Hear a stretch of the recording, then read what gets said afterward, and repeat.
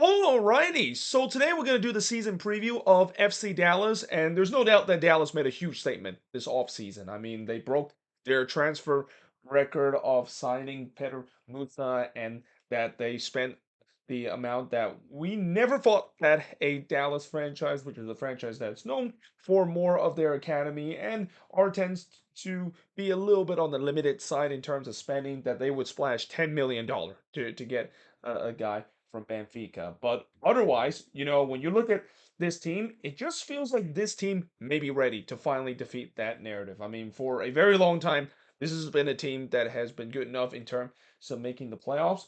They're just not good enough in terms of beating the elite of the Western Conference. And not to mention, those Cascadia teams, kind of demons, have still not been exercised that they're hoping to finally do so with the roster that they have heading into this season.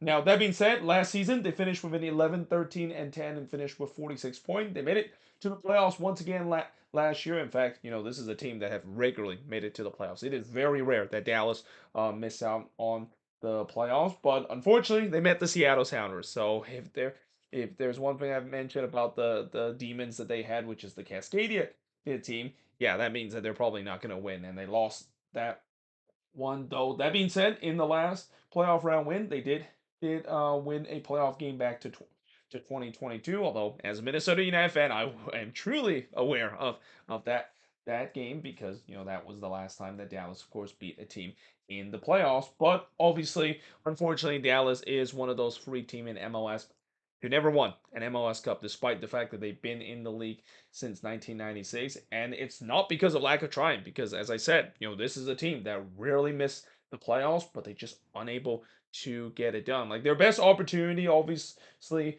was back in the mid 2010s, even in 2010 when they reached the MLS Cup.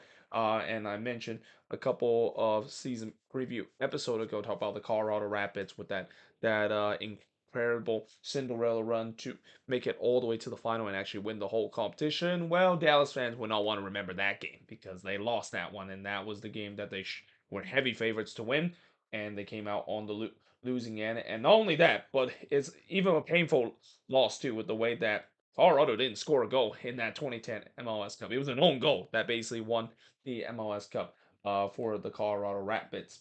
Now, in terms of players that they've got, well, they actually hasn't really been that active in terms of transfer market. But one thing that they did is made a huge statement in terms of the MLS transfer market. As I said, getting Pedro Musa, one of the most expensive signing of all time in MLS. And again, this is a team that with their heavily focus on the academy and also making some sensible signing, you would not expect this would be the team that splash out the cash to get that number 9 player. But other than that, they also got Ines Sally, which would be a good option in the wing area. They also got Omar Gonzalez, which would be a good locker room present. And then on the draft, they got Logan Farrington. Now, in terms of players that they lost Edwin Cerrillo, who is now with the LA Galaxy.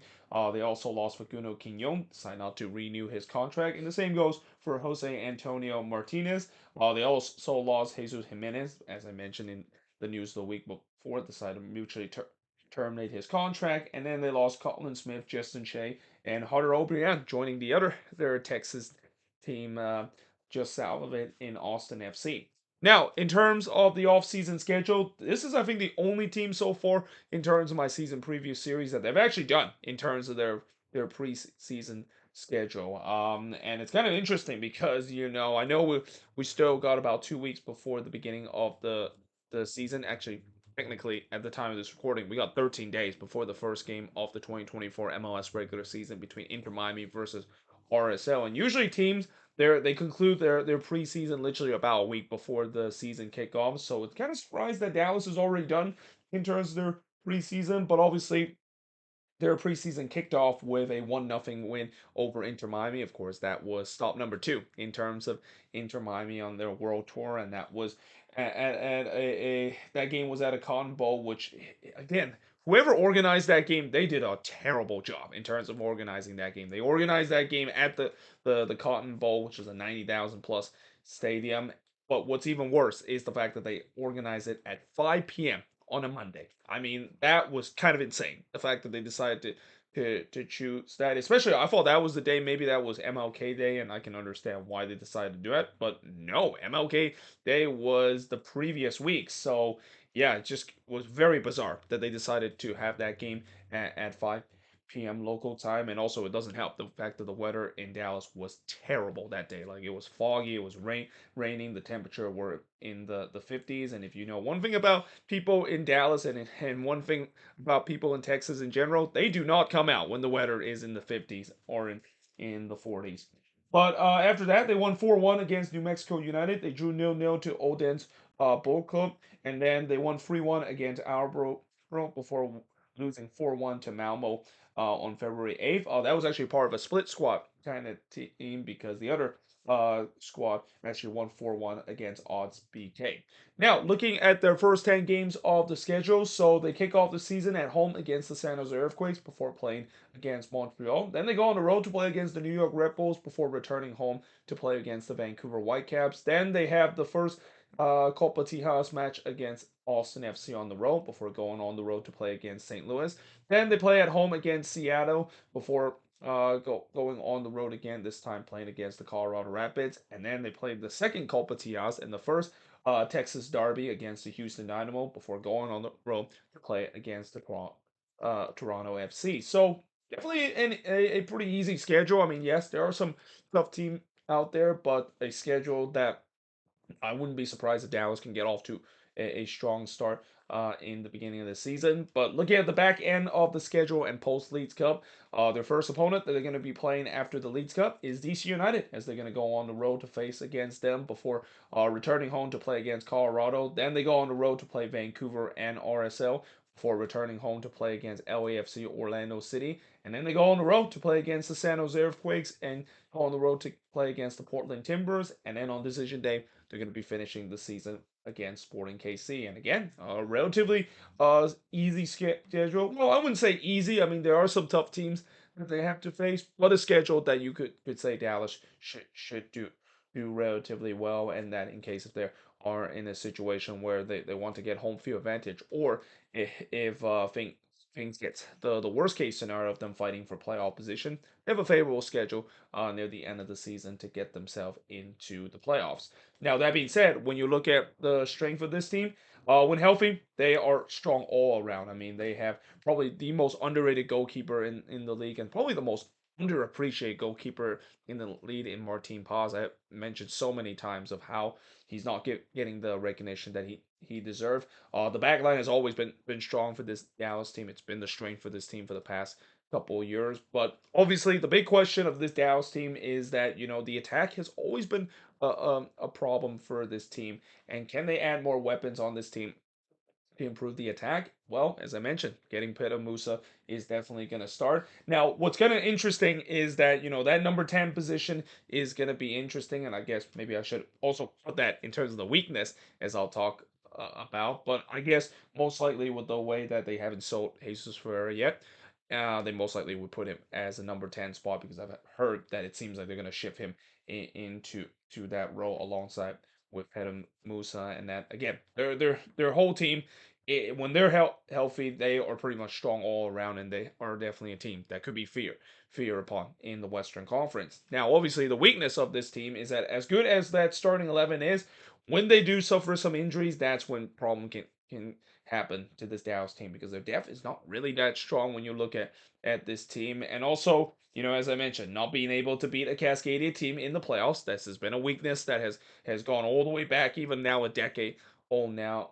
So they're looking to finally trying to exercise that demons. But mostly, they need depth in terms of this team. And as I also mentioned before, they hope that Jesus Ferreira will be that number 10 that they're hoping for. Obviously, Alan Velasco is not going to be back in this team for quite a while, but if Jesus Ferreira does well, and let's say if he also is shipped off to Europe in the summer transfer window, they still have a good option up for besides Pedro Musa. I mean, I haven't even mentioned Bernard Kumungo, who I'm kind of surprised that Dallas decided to go get a DP number 9. Consider I always thought that Bernard Kumungo was the next in line in terms of being the Jesus for replacement, especially last season when Kumungo shows that problem as last year, and he did so well that he even got himself a chance to play with the U.S. men's national team. But still, you know, obviously, like I said, in terms of the weakness, the depth is a bit of an issue of this team, and they're just hoping that they can stay healthy and doesn't get injured at the wrong time. I think that was also the problem that they had last year when Alan Velasco went down with a torn ACL literally at the worst possible time, which is in the playoffs. That kind of derailed them any chances of exercising that demon and able to beat a Cascadia team in the playoffs. Now, in terms of expectation, obviously there's going to be high expectation for this Dallas team. Getting past the second round is definitely a big expectation, but actually defeat the narrative and able to beat a Cascadia team is going to be the other expectation. Again, as the old saying goes, all narrative eventually is going to come to an end, and you just feel like with the squad that FC Dallas has built themselves in, this is probably the year that they make some noise. This has to be the year to do so. Otherwise, I mean, they're gonna start looking like their NFL compatriot of always failing in the playoffs despite having some good high end talent and do well in the regular season. But yeah, this has to be the year. You would think they have a chance to go deep into the playoffs and finally officially defeat that narrative if they do face the likes of the Seattle Sounders, um, the Portland Timbers, or even the Vancouver Whitecaps, even though I know Vancouver kind of doesn't play part of it because they rarely play each other in the playoffs. But let's say Vancouver does play Dallas, and especially with the way that Vancouver has been very good in terms of how their roster looks like heading into the season. Yeah, they need to defeat that narrative of them unable to overcome a Cascadian team in the playoffs as they want to make a deep run in the playoffs. But there you have it. That is pretty much it. Looking at FC Dallas in terms of their season preview. As always, let me know in the comments below what do you think of this season preview. If you're a Dallas fan, what do you think is the strength, the weakness, and the expectation is for this team heading into this season? But until then, hope you guys enjoyed this video. If you do, make sure you like, smash the subscribe button, and yeah, I of course will see you guys next time.